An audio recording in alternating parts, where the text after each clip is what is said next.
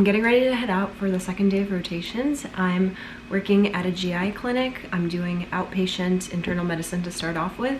And today is a shortened day. We're only supposed to get there at 1 p.m. and I think we're gonna be done around 3. I'm not sure why we got a late start today, but yesterday was such a long day that I am really grateful that I got to get enough sleep and rest, and I was able to do a little bit of UWorld in the morning.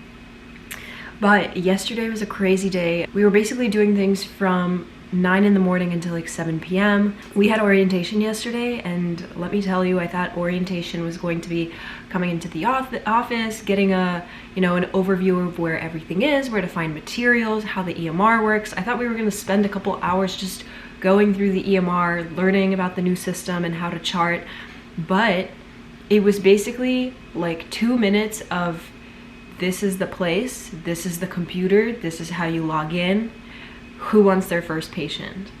And immediately we were thrown into seeing patients for the first time. But I'm gonna say, because I worked in the emergency department for 3 years, it wasn't really like, oh, I'm seeing patients for the first time. So it felt very familiar. It felt like I was back into the flow of things the way it was in the ER. But now on my own as like a mini provider. So it was really cool. I saw my first patient all by myself. I got my whole history, exam. I presented to the attending. The attending told me what he thinks we should order. I wrote everything into the prescription pad, got it signed, gave it to them, saw them out. So I did a whole patient encounter on my own, and it was so fun. And people told me that this was going to be like the best time ever, especially these first days where you're seeing patients for the first time after 2 years of didactics. And people told me that they refound their love for medicine after the beginning of 3rd year, and that is exactly how I feel. It was a fantastic day, and I'm really excited to go back into clinic today. I know this feeling won't last forever, but I'm going to cherish it as much as I can while I do have it. So on that note, I'm gonna head out.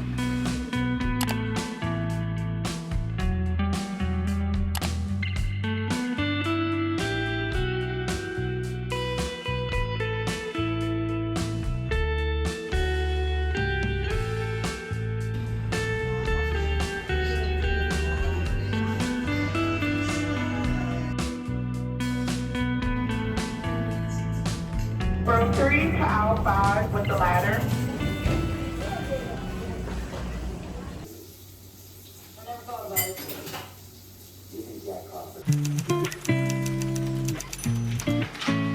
Done with day 3. Today was basically an urgent care office. It was supposed to be with a doctor who specializes in sports medicine, but she wasn't here today. So I was with a really awesome NP today who was very hands-on with us and let us do a lot of things.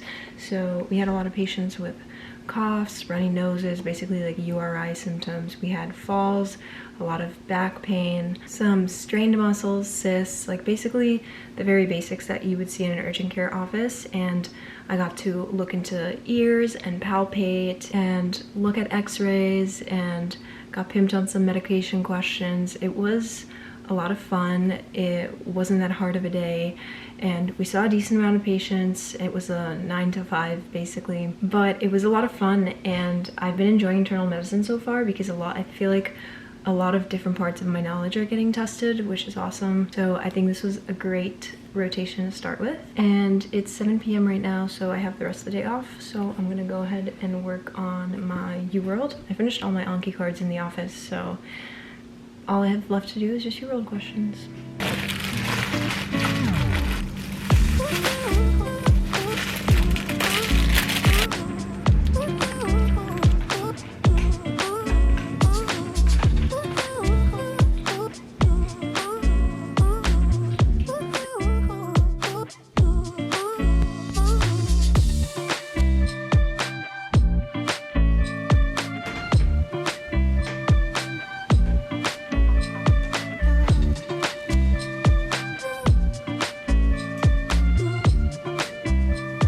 So a little bit of time has gone by since the last time I vlogged. It's Sunday, July 7th, and that is because my boyfriend was visiting for the weekend and we decided to go for a concert in New York City, and me, having lived in Maine in like the smallest town, I have completely forgot what living in the city, in a big city, is like, and I basically got my phone stolen out of my bag. So these last like 3 days, I've just been trying to figure out getting a new phone, getting everything restored, and Apple has this whole new security feature that they do where if you forgot your Apple ID, which I did, I forgot my Apple password, they have to go through a whole vetting process to make sure that it's actually you trying to get your ID back, which is great, and I, applaud them for all the security measures that they have in place for these kinds of things. But because of that, I'm not gonna have my Apple ID back for another week, which means I have no contacts, I have nothing saved on my phone, I can't download any apps, even like basics like the GPS system that I used, the music that I used. So my phone is getting messages and calls, which is good, so I can still stay in touch with people. I just have no idea who any of the contacts are. I also don't get emails on my phone. I can't do Anki on my phone anymore. I can't even log into my school because it needs a 2-factor verification and it needs the app. So first of all, I was very stupid for letting somebody just take my phone out of my bag. 2, I'm very grateful that it was just my phone and nothing else happened. Healthy, safe, nothing else was taken. It's just a phone in the end. I think the worst thing now is just the Apple ID and not having that for another week, and me just realizing how much I use my phone day to day for things and not being able to do that anymore. So that was my warm welcome back into the city life. And this is going to be a week of me focusing on everything but my phone, which might be a nice kind of cleanse. So yeah, now that my boyfriend went back, I'm going to get back into studying because of course I fell behind a little bit. So Anki, UWorld, that's the plan for today.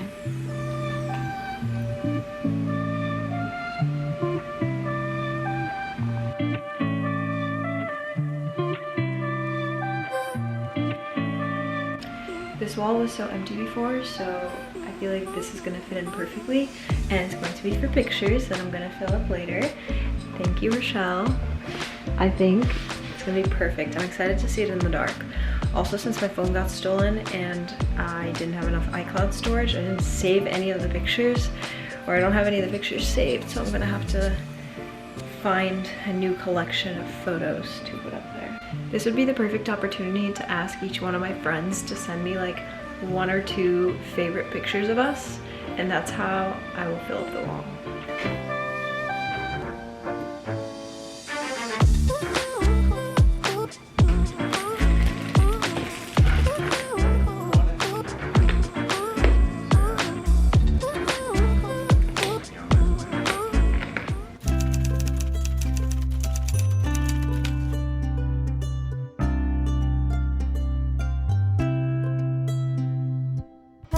Today was Monday and I was in GI clinic. We had over 50 patients to see, and it was only one attending, about 4 or 5 residents, and then 3 of us medical students. And I'm scared to say that the days so far have been like pretty easy. The patient load isn't too bad, even though if you think about it, 50 patients for one attending is a lot. But because we're doing a lot of the like heavy lifting to help the attending by seeing patients ourselves or with residents, it actually goes by very, very fast. And for 50 patients, we were only in clinic for 3 hours. And so today was just very nice. I was really tired from yesterday because my sleep schedule was messed up from the weekend because I never go to bed early. And I got to come home today like right somewhere close to noon, and I took a 2-hour nap and I just exercised, and I finished all my UWorld questions for the day, and it's not even 10 p.m. I think outpatient internal medicine was also a really good rotation to start with, just to ease into the swing of things. Majority of the things that I'm seeing are a lot of follow-up colonoscopies. We schedule or refer people to a lot of colonoscopies.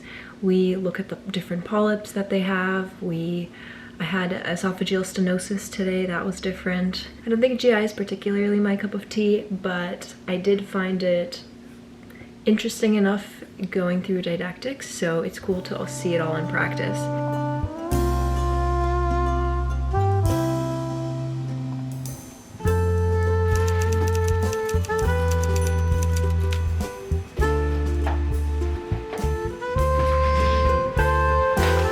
This part of medical school school is so fun because you can actually do your makeup, do your hair, because you're not just going to a library to stare at a computer screen for 10 hours, but you're actually meeting people. So even though you're just in scrubs every day, it's still so fun to like look a little bit cuter than than what I used to look like when I just went to lectures.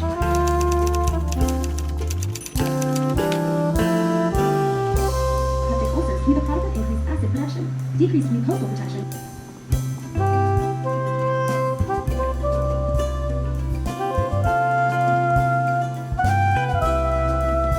I had a lot of interesting cases today in my primary care clinic. Today was the first time I have ever heard an actual wheezing with a stethoscope, and it's something as small as just a wheeze. But because this was the first time hearing this pathology in a real patient, it was so cool. And then I also got to do OMM on someone who has real pathology. And I say all this because when you're doing this in medical school, you're listening to the hearts and lungs, and you're doing OMM on your classmates and your friends, so everyone who should be young and healthy for the most part. And so you're really not hearing anything, you're really not, making any changes with the OMM. And so to be able to do it on patients that are coming in with real issues, it's very different, and it was really cool. And it was so exciting to be able to see all this today. And I also had some interesting cases with lupus / Lyme / like Babesia, Anaplasma, or ehrlichiosis, 2 patients that we are currently, trying to figure out what they have and what's wrong with them. And it could be either one of those, and they're getting a bunch of tests. And so just coming up with differentials, looking at their labs, thinking of what's the best way to treat them as of right now before we have all the results to the labs. So it was a more complicated day than I think I've had so far, but it was also very interesting, and I definitely learned a lot today. Tomorrow I'm going to be with a new attending, and it's going to be more of like a primary care / pulmonology clinic, and we're gonna see how that goes because I love the heart, but I don't love the lungs. So I always found the lungs a little bit more difficult. So we'll see how tomorrow goes. Buy only by one window or door and get 140% off. It's 5:30 and I'm going home now. It was an 8 to 5:30 day today, so a long day at the clinic, and I have a meeting at 7. So I have to make it home, which takes like 50 minutes, and then I have my meeting in an hour and a half.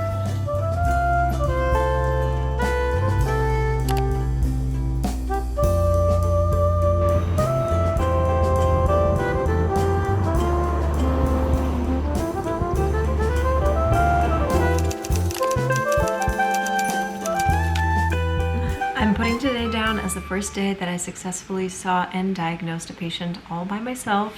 And this wasn't diagnosing like a back sprain or a T-band syndrome or a URI, but I went in, I got her history, and I diagnosed her with a skin condition that less than 5% of the population have. It's dermatographic urticaria, or dermatographia, or colloquially known as skin writing, and it's when you scratch your skin and you cause an inflammatory response, and then your skin in that area begins to welt and becomes itchy, and then it goes away on its own. So it's just an overreaction of your immune system and the histamine release. But it was really cool because she had no idea what it was, and I originally also had no idea what it was, and she showed me her welts, and just like everything started to piece together. And then at some point I asked, does a rash ever come up if you just scratch your skin? And she was like, what? Why would that happen? And I was like, there's this condition, so I'm just like curious, like let's give it a try. So I was like, just like scratch a portion of your arm. And then she did that, and we continued talking and continued asking her questions. And then like 3 minutes later, she was like, wait, there's actually welts exactly where I scratched. And I was like, no way. I think I know exactly what this is. But because I've only ever known like one person to ever have it, and because of how rare it is, I was like, okay, I think this is what it is, but I'm gonna go confirm with my NP and my team. And so I presented to my team, and then we went back, and she confirmed that it was probably dermatographia. And so we put her on the right medications, and we're gonna follow up and see how she's doing. But That was so cool. It's like I finally get to see all this studying pay off in the form of being able to diagnose patients and understand and treat and make people feel better. It's finally coming together. It's so nice.